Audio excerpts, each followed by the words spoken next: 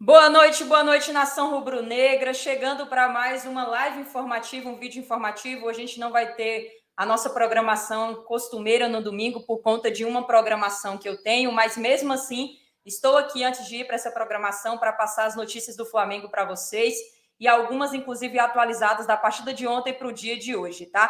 O Arrascaeta, ele já postou stories aí, né, no Instagram, obviamente, mostrando o seu processo de recuperação no Ninho do Urubu. Então, é mais um dia, a gente sabe que ele vai ficar afastado em um mês e pouco, pode até perdurar um pouquinho mais, dependendo das dores, dos incômodos aí do nosso meio-campista. Faz falta, assim, a gente sabe, né, que o Arrascaeta é um cara diferenciado, mas nesse dia que o elenco recebeu folga, o Arrascaeta estava aí no seu tratamento. Como eu falei, o elenco hoje não se apresentou depois da vitória de ontem, 2-0 contra o Fluminense, vai se apresentar amanhã, na segunda-feira, treina e já viaja para o Equador para a estreia da Libertadores, quarta-feira, 7 horas da noite, contra o Alcas, em Quito, no Equador. E ontem, inclusive, o Vitor Pereira, um cara muito experiente, muitos troféus em Portugal, na carreira, ele ironizou uma das perguntas, inclusive, realizadas na coletiva de ontem, né, sobre todas essas situações que têm acontecido aí nos bastidores do Flamengo.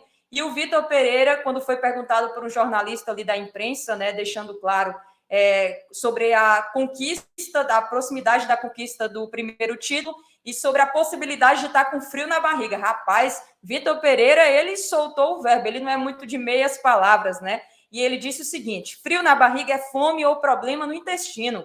Estamos mais preparados, naturalmente temos que evoluir. Os jogadores estão alinhados, não só os 11 que iniciaram hoje, mas toda a gente está alinhada. Passado esse período de entendimento do que o treinador quer e o que os jogadores podem dar, vamos continuar a evoluir. Estou satisfeito não só com os 11, mas com todo o elenco, porque eles têm trabalhado muito e estão focados. Então, o Vitor Pereira falou que é trabalho, não tem isso de frio na barriga para ele é problema no estômago, no intestino. Então, assim, deu uma direta, mas deixou claro e evidente na coletiva ontem também que vai ter aí uma mescla de jogadores por conta da sequência de jogos e para ter todos os atletas aí em intensidade, fora a questão do desgaste.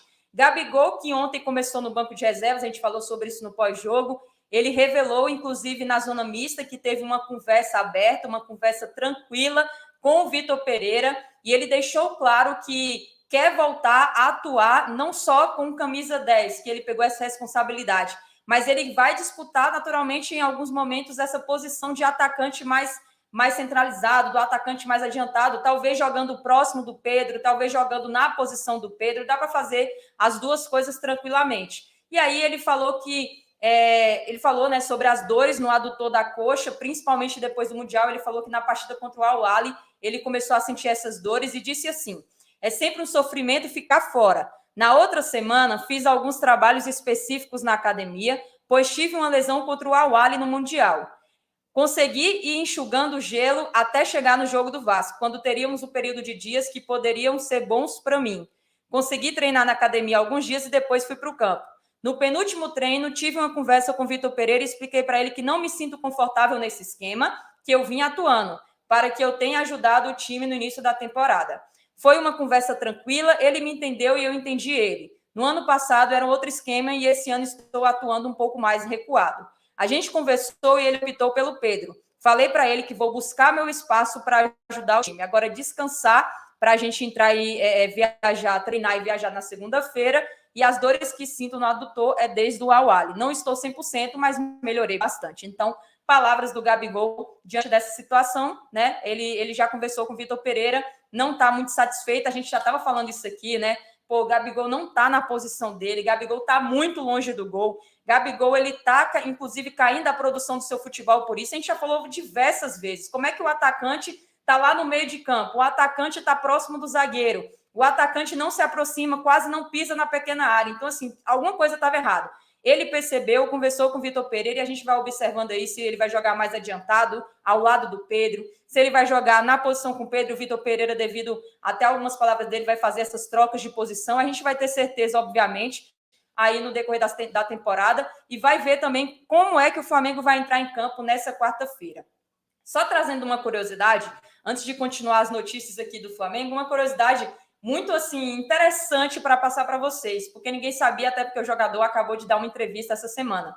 Foi o Guga, lateral direito do Atlético Mineiro, e esse assunto ele é relacionado ao próprio Gabigol, né? E ele falou sobre a final da Copa do Brasil, principalmente do jogo de volta, mostrando assim, deixando muito claro que até o Gabigol faz toda a diferença no discurso, né? O Gabigol é um cara diferenciado e realmente ele passa não só essa confiança para o elenco que ele está, mas ao mesmo tempo ele tira um pouco ali dessa confiança do elenco adversário. Isso aconteceu com o Corinthians e isso aconteceu contra o Atlético Mineiro também, nas oitavas da Copa do Brasil.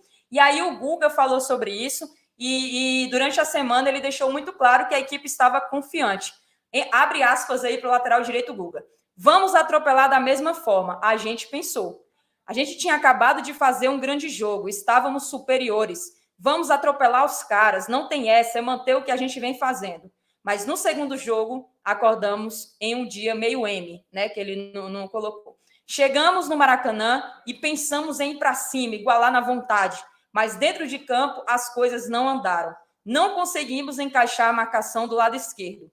Os caras cresceram no jogo, criaram oportunidades, e até começamos com a posse de bola, mas o time foi se distanciando. Então, assim, para você ver, né, o Atlético Mineiro estava grandão, né, a gente é superior, vamos atropelar eles no Maracanã e tudo mais. E aí a repercussão do Gabigol, o dia, como ele falou, o dia que acordou não foi muito legal, né? O Flamengo entrou realmente de uma forma diferente no Maracanã. Tudo isso, a gente sabe o desfecho aí, 2-0 Flamengo, classificação para as quartas, e a gente foi e é o atual campeão aí da Copa do Brasil. Então, nunca duvidar. A torcida do Flamengo e os próprios jogadores fazem toda a diferença nos bastidores e também, obviamente, no Maracanã. Ontem, um dos protagonistas da temporada e também da partida, Ayrton Lucas, abriu aí a larga vantagem do Flamengo para essa conquista do título aí estadual, primeiro título da temporada 2023. Ele fez um gol e deu uma assistência e foi escolhido para a galera o craque da torcida depois desse confronto. Como de costume, o Ayrton Lucas foi o líder de desarmes, tem sido muito participativo não só na defesa, como desarmes, né? Como tem sido muito participativo também no ataque. O Flamengo abriu, então, essa votação nas redes sociais ali, para que a nação rubro-negra escolhesse, né, quem foi o jogador que mais brilhou no jogo. E o Ayrton Lucas, mais uma vez, venceu essa enquete no Twitter e até colocou aí uma resposta, né, com um beijinho, mencionando o apelido, inclusive, que ele ganhou recentemente aí dos seus companheiros. Então, realmente, Ayrton Lucas jogou demais. De 37 passes, ele acertou 31. Um aproveitamento de 80 e poucos, 84, 87%, uma base aí. Um aproveitamento altíssimo. Enquanto a gente reclama muito que o nosso meio de campo e alguns atletas erram passes com frequência, Ayrton Lucas vem mantendo a média muito alta. Imagina se esse time do Flamengo estivesse encaixado e se os jogadores estivessem numa boa apresentação individual. Tenho certeza que o time hoje estaria um pouco diferente do que a gente tem acompanhado. Sobre a Libertadores, mudança de chave, né? Essa virada aí tem que ser feita. Daqui a pouco vira de novo, volta contra o Fluminense, vira de novo, Copa do Brasil. Time que disputa tudo, é isso, né? Não tem para onde correr. E aí o técnico do Racing, o Fernando Gago, um ótimo técnico, tem feito um bom trabalho. Ele já deu um depoimento comentando sobre os jogos que vai fazer contra o Flamengo na Libertadores. E olha que o Flamengo não pega o Racing agora, mas ele já comentou com antecedência, porque foi perguntado para ele se ele gostaria de evitar de estar no grupo onde está aí, obviamente, o atual campeão da Conmebol. E o Fernando Gago, ele não fugiu da resposta, na verdade, ele foi até direto ao ponto, né? Deixando claro que se sente encantado com essa possibilidade e até falou que é um desafio muito grande para o time da Argentina e se mostrou bastante motivado. Então, palavras aí do Fernando Gago, abre aspas. Pelo contrário, me encanta e é um lindo desafio jogar contra os melhores, contra o último campeão, jogar inclusive no Maracanã. Dá uma certa sensação de ter que dar o melhor em suas partidas. Tem uma motivação, será um desafio. A casa deles é um estádio de Copa do Mundo, onde tem muita gente e é impressionante. E eles, no caso o Flamengo, são os últimos campeões. Isso vale para entrar e jogar com o que tem de melhor para a partida. Então, declarações aí, né, do técnico Fernando Gago da Argentina, deixando muito claro que está bem motivado, que estão sim preparados para esse confronto e que, obviamente, o Racing vai tentar dar o seu melhor, não só no jogo de ida na Argentina, como no jogo de volta no Maracanã, tá bom, galera? Então, só passando esse feedback para vocês. E uma notícia bacana, a gente já tinha dado uma palhinha sobre isso aqui na live essa semana. O Gabriel Orfão colocou nas redes sociais. Conversei com algumas pessoas de dentro do Flamengo sobre o atacante Bruno Henrique e todas me garantiram que ele está voando praticamente igual ao auge de 2019. Uma dessas pessoas disse ao jornalista Gabriel: se você visse os treinos, teria pedido para ele ser titular ontem. Isso assim, é fantástico. Bruno Henrique voando, alta fase, é isso que a gente espera. E ele, como a gente já falou, né, ele tem um biotipo ali, o seu corpo ele tem uma recuperação muito boa. E, obviamente, a tendência é que o Bruno Henrique seja próximo do Bruno Henrique que a gente espera. Ele está voando nos treinos, deve até ser antecipado aí a sua estreia, dependendo da necessidade. Então, só uma notícia, um feedback aí importante para vocês que acompanham o nosso trabalho aqui no canal Visão Rubro-Negra, tá bom, galera? Quem não deixou o like, deixa o like, é muito importante. Até esqueci de pedir lá no início, mas estou pedindo agora para vocês. Não se esqueça de deixar o like, se inscrever no nosso canal e também compartilhar a nossa live informativa nos seus grupos de WhatsApp, nas suas redes sociais.